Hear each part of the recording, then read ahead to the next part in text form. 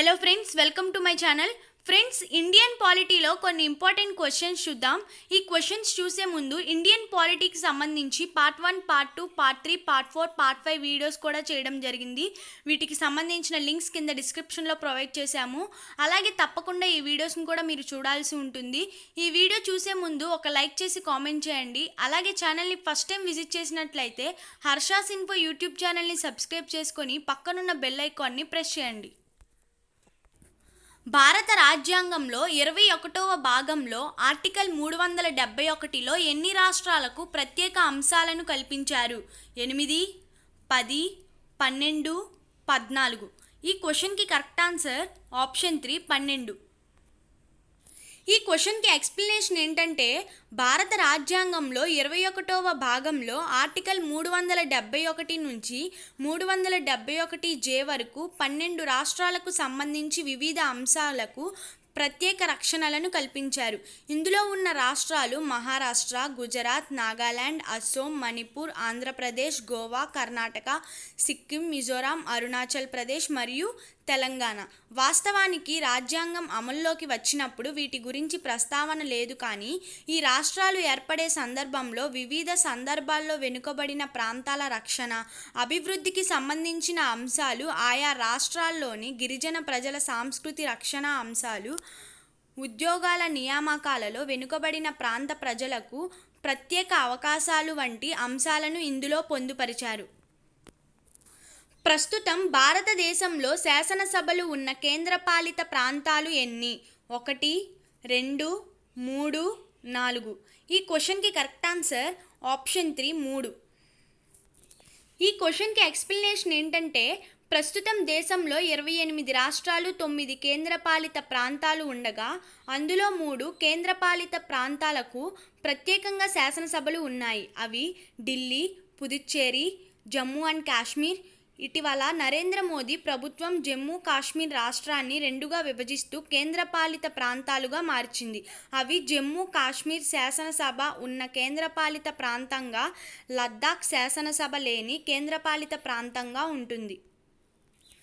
జమ్మూ కాశ్మీర్ భారతదేశంలో ఏ ప్రక్రియ ద్వారా విలీనం అయ్యింది? రెఫరెండం ద్వారా, పోలీస్ చర్య ద్వారా, సైనిక చర్య ద్వారా, విలీన ఒప్పందం ద్వారా. ఈ క్వశ్చన్కి కరెక్ట్ ఆన్సర్ ఆప్షన్ 4, విలీన ఒప్పందం ద్వారా. ఈ క్వశ్చన్కి ఎక్స్ప్లెనేషన్ ఏంటంటే, జమ్మూ కాశ్మీర్ 1947 అక్టోబర్ 26న విలీన ఒప్పందం ద్వారా భారత్లో విలీనం అయ్యింది. దీనిపై అప్పటి భారత ప్రధాని జవహర్లాల్ నెహ్రూ, జమ్మూ కాశ్మీర్ రాజు హరిసింగ్ సంతకాలు చేశారు. దీని ద్వారా జమ్మూ కాశ్మీర్ రాష్ట్రానికి సంబంధించి రక్షణ, విదేశీ వ్యవహారాలు, కమ్యూనికేషన్ అంశాలు భారతదేశానికి బదిలీ చేశారు. ఈ నేపథ్యంలోనే భారత రాజ్యాంగంలో ఆర్టికల్ 370 ద్వారా జమ్మూ కాశ్మీర్కు ప్రత్యేక ప్రతిపత్తిని కల్పించగా దీనిని ఇటీవల రద్దు చేశారు. అదేవిధంగా జునాగఢ్ సంస్థానం రెఫరెండం ద్వారా 1948 ఫిబ్రవరి 25న భారత్లో విలీనమైంది. హైదరాబాద్ నిజాం సంస్థానం పోలీస్ చర్య ద్వారా 1948 సెప్టెంబర్ 17న భారత్లో విలీనం చేశారు. భారత రాజ్యాంగంలోని ఆర్టికల్ 371J ప్రకారం ఏ రాష్ట్ర గవర్నర్కు ఆ రాష్ట్రంలో వెనుకబడిన జిల్లాల అభివృద్ధికి ప్రత్యేక అధికారాలను కల్పిస్తుంది? జమ్మూ కాశ్మీర్, గోవా, కర్ణాటక, అస్సోం. ఈ క్వశ్చన్కి కరెక్ట్ ఆన్సర్ ఆప్షన్ 3, కర్ణాటక. ఈ క్వశ్చన్కి ఎక్స్ప్లెనేషన్ ఏంటంటే, 98వ రాజ్యాంగ సవరణ చట్టం ప్రకారం ఆర్టికల్ 371J ద్వారా కర్ణాటక రాష్ట్రంలోని హైదరాబాద్ కర్ణాటక ప్రాంతానికి ప్రత్యేక హోదా కల్పించారు. దీని ప్రకారం ఈ ప్రాంత అభివృద్ధికై భారత రాష్ట్రపతి ఆ రాష్ట్ర గవర్నర్కు ప్రత్యేక అధికారాలను లేదా బాధ్యతలను కల్పించవచ్చు. ఈ కింది ప్రాంతాలు లేదా రాష్ట్రాలు స్వాతంత్రోద్యమ సమయంలో వివిధ దేశాల్లో పరిపాలనల్లో ఉండేవి. కింది వాటిలో సరికాని జతను గుర్తించండి. Goa Portuguese, Puducherry French, Dadra Nagar Haveli Portuguese, Sikkim China. ఈ క్వశ్చన్కి correct answer option 4, Sikkim China. ఈ క్వశ్చన్కి ఎక్స్ప్లెనేషన్ ఏంటంటే, సిక్కిం 1975 వరకు సర్వస్వతంత్ర దేశంగా ఉండేది. దీనిని చోగ్యాల్ వంశస్థులు పాలించేవారు. 1975లో సిక్కిం రాజుకు వ్యతిరేకంగా ప్రజలు ఉద్యమించారు. ఈ సందర్భంలో దేశంలో రెఫరెండంకు నిర్వహించగా మెజారిటీ ప్రజలు భారత్లో విలీనం కావాలని నిర్ణయించారు. తద్వారా ఇందిరాగాంధీ ప్రభుత్వం 35వ రాజ్యాంగ సవరణ ద్వారా సిక్కింను భారత్లో విలీనం చేసుకుంటూ దానికి సహారాష్ట్ర హోదా కల్పించారు. అనంతరం 36వ రాజ్యాంగ సవరణ ద్వారా సిక్కింకు సహారాష్ట్ర హోదా రద్దు చేస్తూ పూర్తిస్థాయి రాష్ట్రంగా మార్చారు. 1956లో రాష్ట్రాల పునర్విభజన కమిషన్ ద్వారా 14 రాష్ట్రాలు, 6 కేంద్రపాలిత ప్రాంతాలు ఏర్పడ్డాయి. వీటి తర్వాత ఏర్పడిన తొలి రాష్ట్రం ఏది? హిమాచల్ ప్రదేశ్, నాగాలాండ్, గుజరాత్, హర్యానా. ఈ క్వశ్చన్కి కరెక్ట్ ఆన్సర్ ఆప్షన్ 3 గుజరాత్. ఈ క్వశ్చన్కి ఎక్స్ప్లెనేషన్ ఏంటంటే రాష్ట్రాల పునర్విభజన సందర్భంలో గుజరాత్ ప్రాంతం ముంబై రాష్ట్రంలో అంతర్భాగంగా ఉండేది. తర్వాత 1960లో 15వ రాష్ట్రంగా గుజరాత్ అవతరించింది. 1963లో 16వ రాష్ట్రంగా నాగాలాండ్, 1966లో 17వ రాష్ట్రంగా హర్యానా, 1971లో 18వ రాష్ట్రంగా హిమాచల్ ప్రదేశ్ రాష్ట్రాలు అవతరించాయి. భారతదేశంలో కొత్త రాష్ట్రాన్ని ఏర్పాటు చేసే అధికారం ఎవరికి ఉంటుంది? భారత పార్లమెంట్, భారత రాష్ట్రపతి, ఆ రాష్ట్ర అసెంబ్లీ. 1, 3 సరైనవి. ఈ క్వశ్చన్కి కరెక్ట్ ఆన్సర్ ఆప్షన్ 1 భారత పార్లమెంట్. ఈ క్వశ్చన్కి ఎక్స్ప్లెనేషన్ ఏంటంటే భారతదేశంలో కొత్త రాష్ట్రాన్ని ఏర్పాటు చేసే అధికారం భారత పార్లమెంటుకు ఉంటుంది. నూతన రాష్ట్ర ఏర్పాటును ముందుగా కేంద్ర కేబినెట్ ఆమోదించవలసి ఉంటుంది.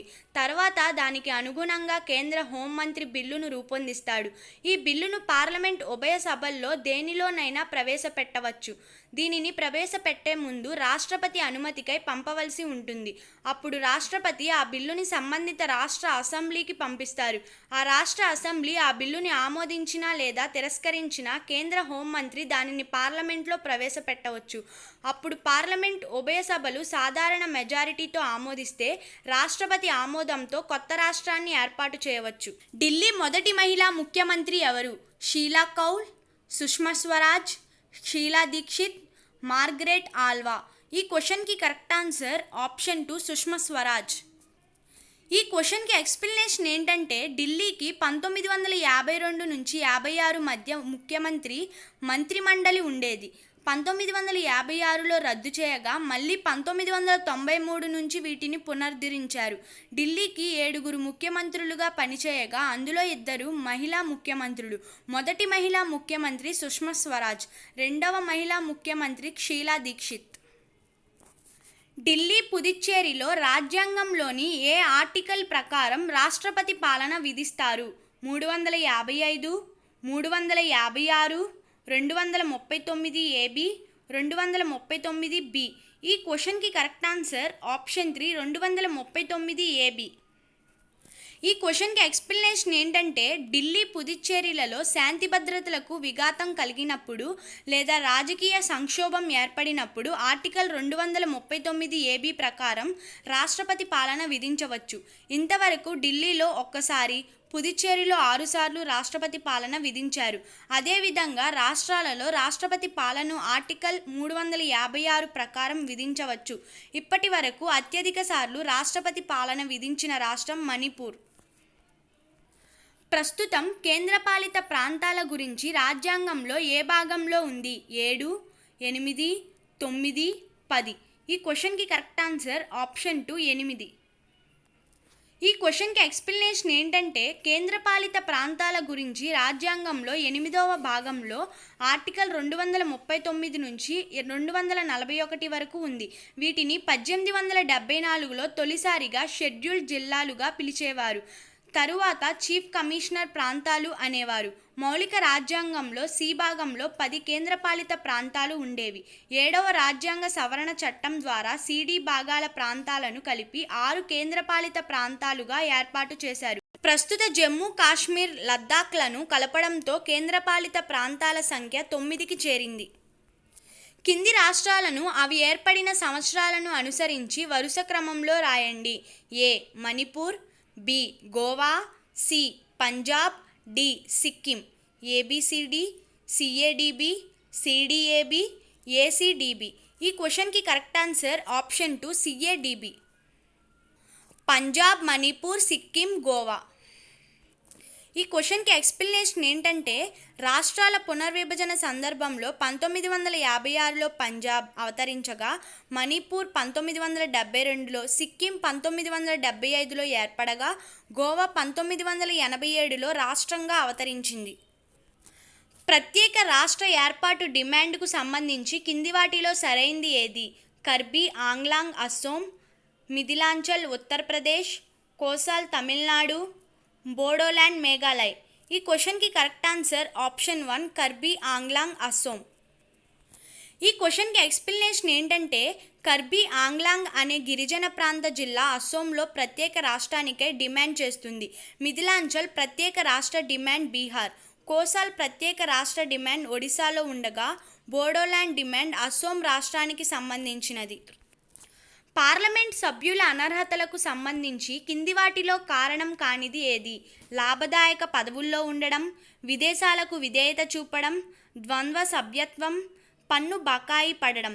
ఈ క్వశ్చన్కి కరెక్ట్ ఆన్సర్ ఆప్షన్ 4 పన్ను బకాయి పడడం. కింది వాటిలో లోక్సభ స్థానాలకు సంబంధించిన రాజ్యాంగ సవరణ ఏది? 31వ సవరణ, 42వ సవరణ, 84వ సవరణ, పైవన్నీ. ఈ క్వశ్చన్కి కరెక్ట్ ఆన్సర్ ఆప్షన్ 4 పైవన్నీ. పౌర సమాజంలో అంతర్భాగం కానిది? స్వచ్ఛంద సంస్థలు, కుల సంఘాలు, శాసనసభ, కుటుంబం. ఈ క్వశ్చన్కి కరెక్ట్ ఆన్సర్ ఆప్షన్ 3 శాసనసభ. జిల్లా ప్రణాళిక కమిటీ అనేది ఒక రాజ్యాంగపరమైన సంస్థ, చట్టపరమైన సంస్థ, రాజ్యాంగేతర సంస్థ, సలహా సంస్థ. ఈ క్వశ్చన్కి కరెక్ట్ ఆన్సర్ ఆప్షన్ 1 రాజ్యాంగపరమైన సంస్థ. కింది వాటిలో జిల్లా స్థాయిలో సామాజిక న్యాయ కమిటీలను సూచించింది ఏది? BPR Vittal committee, Jalagam Vengalarao committee, DK Samarasimhareddy committee, Hanumantharao committee. ఈ క్వశ్చన్కి correct answer option 2 Jalagam Vengalarao committee. కేంద్ర ప్రభుత్వం ప్రత్యేకంగా పంచాయతీరాజ్ మంత్రిత్వ శాఖను ఏ సంవత్సరంలో ఏర్పాటు చేసింది? 2002, 1996, 2004, 2006. ఈ క్వశ్చన్కి కరెక్ట్ ఆన్సర్ ఆప్షన్ 4 2006.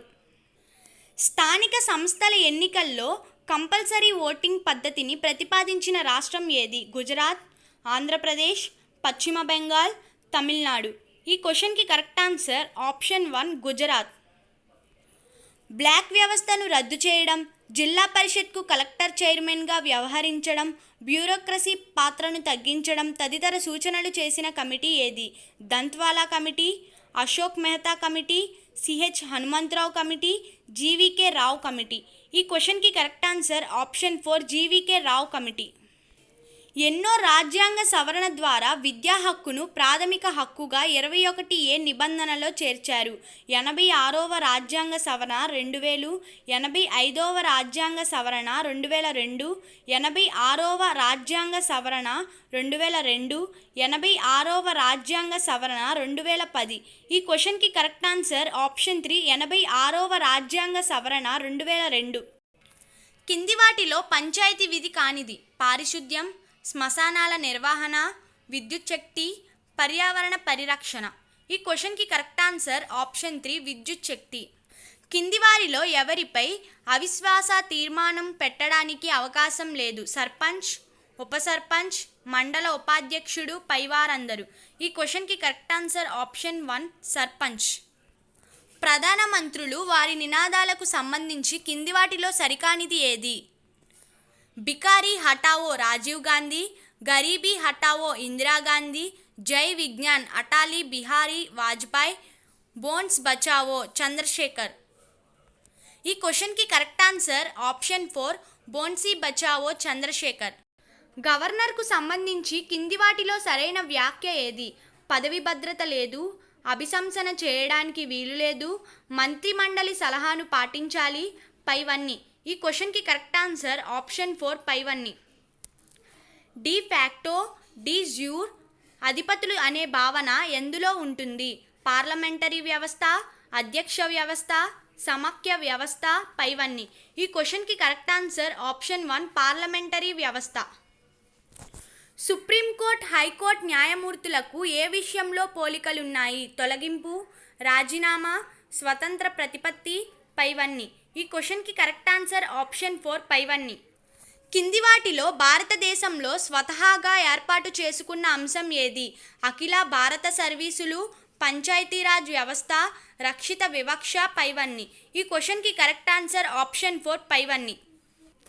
జతపరచండి. జాబితా 1, జాబితా 2. 1960 A Berubari case, 1973 B Kesavananda Bharati case, 1975 C Indira Gandhi Raj Narain case, 1980 Minerva Mills case. ABCD, BADC, CADB, ABDC. ఈ క్వశ్చన్కి కరెక్ట్ ఆన్సర్ ఆప్షన్ 1 ఏబిసిడి.